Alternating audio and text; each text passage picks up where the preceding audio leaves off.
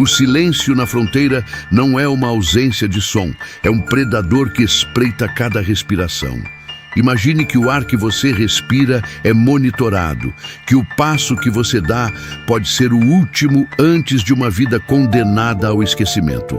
Agora, toque o seu bolso direito. Sinta o peso de um pequeno frasco de plástico, escondido sob camadas de roupas sujas e úmidas. Dentro dele não há esperança, há apenas o fim. Durante toda a minha trajetória, da Vila Cinzenta onde nasci até o limite do rio, que separa o meu passado do meu futuro, esse veneno foi a minha única garantia. Se eu fosse capturada, o oficial não teria o prazer de me levar de volta para os campos de prisioneiros políticos. Eu decidiria o meu próprio fim. Se você quer entender o que realmente significa a palavra liberdade e o preço inimaginável que alguns pagam para alcançá-la, fique comigo até o final deste relato, pois a verdade sobre a Coreia do Norte é muito mais sombria do que qualquer documentário já mostrou. E se este conteúdo te abrir os olhos, considere se inscrever no canal para continuar acompanhando essas histórias que o mundo tenta esconder. Para entender como cheguei até aqui, precisamos olhar para o mapa. A fuga não é uma linha reta, é um labirinto de sombras. O primeiro passo é cruzar o rio Tumen ou o rio Yalu, que servem como fronteira natural entre a Coreia do Norte e a China. No inverno, quando a água congela, a travessia parece mais fácil, mas é justamente aí que o perigo se torna absoluto. O gelo estala sob o peso dos sapatos e a margem chinesa está vigiada por drones e guardas que não hesitam em atirar. Mas cruzar o rio é apenas o começo. Uma vez na China, você é uma mercadoria. Se você não tem dinheiro, você é entregue. Se você tem dinheiro, você paga uma fortuna para os chamados brokers, os guias clandestinos que orquestram a rota. Em 2026, uma fuga completa da fronteira norte-coreana até chegar em segurança em um consulado ou na fronteira da Mongólia pode custar entre 10 mil e 15 mil dólares. É um valor astronômico para quem mal consegue comer uma tigela de arroz, mas é o preço de uma vida. Eu economizei cada migalha, vendi o que restava da minha dignidade em mercados negros, tudo por esse pedaço de papel moeda que comprava um lugar em um caminhão fechado ou o silêncio de um guarda sob suborno. A China, nosso vizinho, não é o santuário que muitos imaginam. Para o governo chinês, nós não somos refugiados políticos, somos migrantes econômicos ilegais. Existe um acordo bilateral, um pacto de sangue, que obriga a China a repatriar qualquer desertor capturado. A ONU frequentemente condena essa prática, alegando violação dos direitos humanos. Mas a geopolítica fala mais alto. A China teme que, se abrir as portas, haverá um êxodo em massa que colapsaria a estabilidade da fronteira e geraria um caos inimaginável. Então, eles nos caçam como animais. Se um desertor é pego, ele é enviado de volta para a Coreia do Norte. O destino é quase sempre o mesmo. Campos de prisioneiros políticos, onde a tortura não é uma exceção, é o método de trabalho. E não punem apenas você, a punição é coletiva. Seus pais, seus irmãos, seus filhos, todos pagam pelo seu crime de tentar ser livre. É por isso que o veneno estava no meu bolso. O protocolo silencioso entre os que tentam fugir é claro. Se a luz da lanterna de um soldado iluminar o seu rosto, você ingere o conteúdo do frasco. O veneno de rato ou cianeto é a nossa única forma de resistência contra um sistema que quer nos ver quebrados. A rota que percorri foi longa e tortuosa. Da China, muitos tentam seguir para o Laos ou o Vietnã, atravessando selvas densas e montanhas traiçoeiras. São milhares de quilômetros escondidos em baús de carga, dormindo em porões imundos, vivendo com o medo constante de um vizinho curioso ou de um informante. O medo é uma presença física. Você aprende a ler o ambiente, a sentir quando alguém está te olhando por tempo demais. A desconfiança é o seu único mecanismo de defesa. Lembro-me de uma noite na província chinesa de Jilin, escondida em um celeiro, ouvindo os passos da polícia na rua. O tempo não corria, ele pesava. Olhei para o frasco no meu bolso, sentindo a textura do plástico, e me perguntei se valeria a pena. O que me salvou não foi a coragem, foi o pavor de morrer sem que ninguém soubesse o meu nome, sem que a minha história fosse contada. A cada quilômetro que me afastava da fronteira, o peso no meu bolso parecia mais leve, embora o medo continuasse a habitar a minha alma. Chegar à Coreia do Sul não é o final da história, é apenas o início de um novo choque. Quando finalmente cruzei a linha da liberdade, com a ajuda de ativistas que arriscam as próprias vidas, eu não encontrei o paraíso prometido. Eu encontrei o Hanawon. O Hanawon é um centro de reintegração governamental, uma escola de vida para quem passou anos vivendo em um mundo onde o conceito de escolha não existia. Durante 3 meses, somos ensinados a usar um computador, a lidar com dinheiro, a entender o capitalismo, a usar um transporte público complexo e a compreender as nuances de uma sociedade democrática onde as pessoas discordam abertamente umas das outras. É uma transição brutal. Muitos de nós sofremos de transtorno de estresse pós-traumático severo. A culpa do sobrevivente é um fardo pesado. Porque eu consegui sair e a minha família ainda está lá, talvez sofrendo o que eu sofri. As estatísticas não mentem. As taxas de depressão e suicídio entre desertores que chegam ao sul são alarmantes. O desemprego é uma realidade cruel, pois nossas qualificações do norte não valem nada aqui. Somos estrangeiros no nosso próprio povo. Especialistas e ativistas que dedicam suas vidas a ajudar desertores relatam que, a cada ano, centenas de pessoas tentam o que eu tentei. Menos de 1.000 conseguem chegar com sucesso à Coreia do Sul anualmente, um número que diminuiu drasticamente com o aumento da vigilância tecnológica e da repressão na fronteira durante os últimos anos.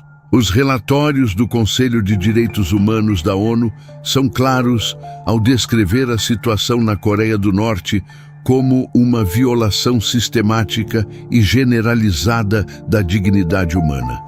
Tortura, execuções públicas, fome induzida e o confinamento em campos de prisioneiros políticos fazem parte da realidade cotidiana de milhões. Mas apesar de tudo, o desejo humano pela liberdade é uma força que nenhuma cerca de arame farpado pode conter totalmente. Eu ainda lembro da sensação do ar na primeira manhã fora do Hanawon. Era um ar diferente, sem o gosto de pólvora ou o cheiro de medo que impregnava minha terra natal. Na Coreia do Sul, descobri que a liberdade é um exercício diário. Não se trata apenas de ir e vir, mas de ter a capacidade de pensar sem medo de ser ouvido, de ter uma opinião própria, de ser um indivíduo em vez de uma peça descartável na engrenagem do Estado. É um aprendizado constante, doloroso, e às vezes solitário.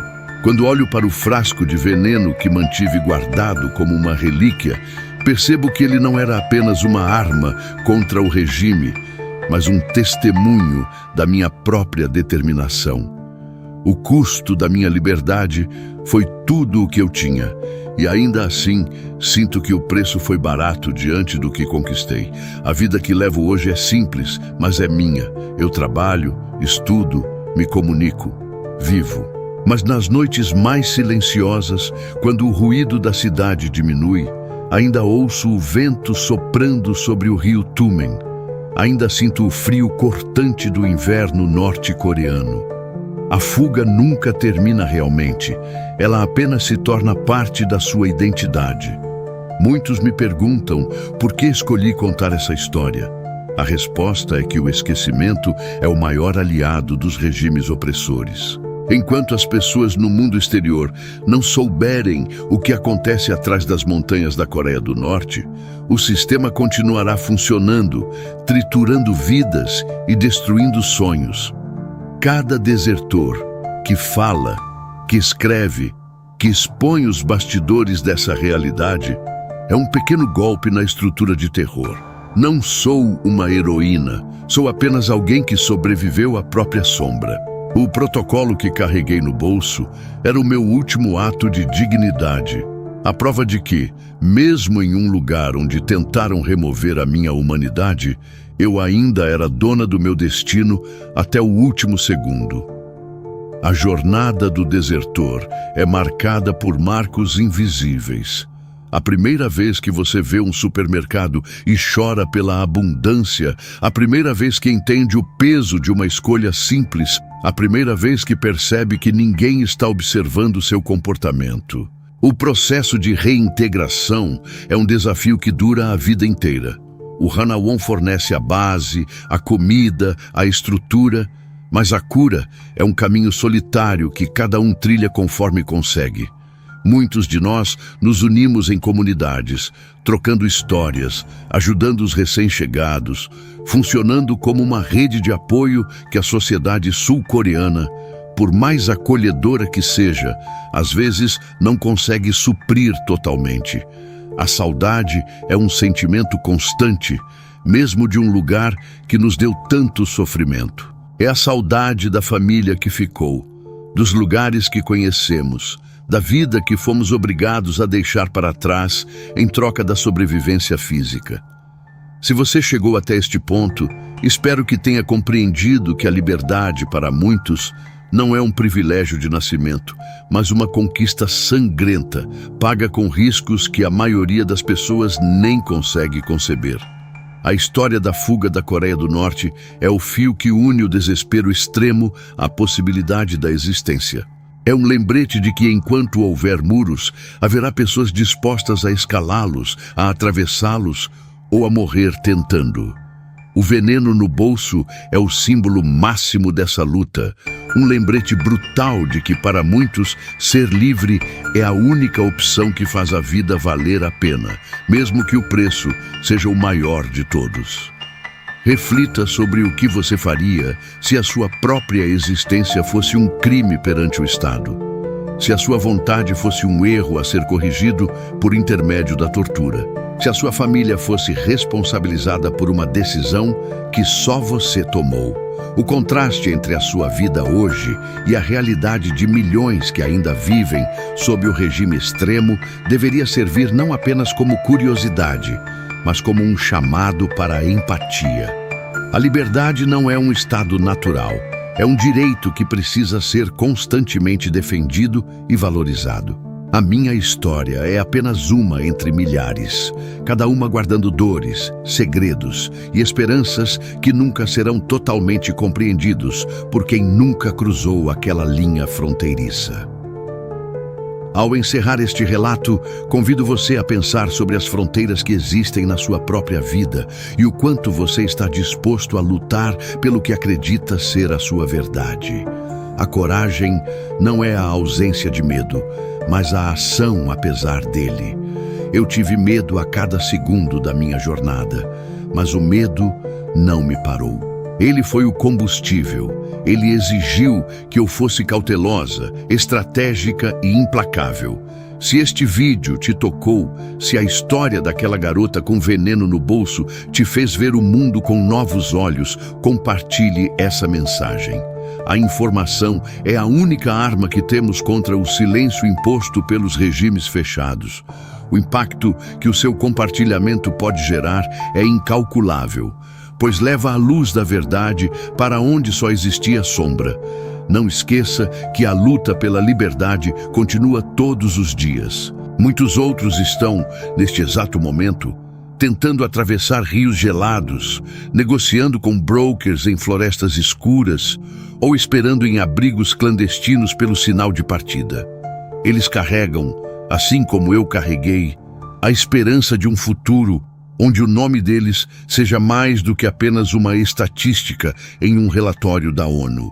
A liberdade é um direito humano universal, mas, lamentavelmente, ainda é um luxo proibido para muitos. Que o meu relato sirva como um lembrete constante de que a dignidade humana não pode ser quebrada por nenhum muro, por nenhum campo de prisioneiros políticos e por nenhum regime totalitário. Obrigada por ter me ouvido. A minha voz é a voz de tantos que ficaram para trás e de tantos que ainda estão a caminho. Se você valoriza a liberdade que tem, lute por ela, preserve-a e nunca, sob nenhuma circunstância, subestime o poder de uma vida que escolheu ser livre. Este não é o fim da minha história. É apenas um capítulo que agora faz parte da sua consciência. O mundo precisa saber, o mundo precisa agir, e cada pessoa que compreende essa realidade é um passo a mais em direção a um futuro onde o medo não seja o guia das nossas decisões. Continue atento, continue curioso e, acima de tudo, continue valorizando a sua liberdade como o bem mais precioso que você possui. A história da minha fuga é um testemunho de que a esperança, mesmo quando carregada como um veneno no bolso, é a força mais poderosa que existe. Se você encontrou valor neste conteúdo e deseja apoiar a continuidade dessas investigações arriscadas, considere deixar o seu like e se inscrever no canal, pois cada interação ajuda a nossa voz a alcançar mais pessoas que ainda não conhecem a realidade proibida atrás do regime mais fechado do planeta. Este é apenas o começo da nossa imersão profunda nesses territórios onde o impossível acontece todos os dias. Até a próxima jornada, onde as barreiras do silêncio serão rompidas novamente.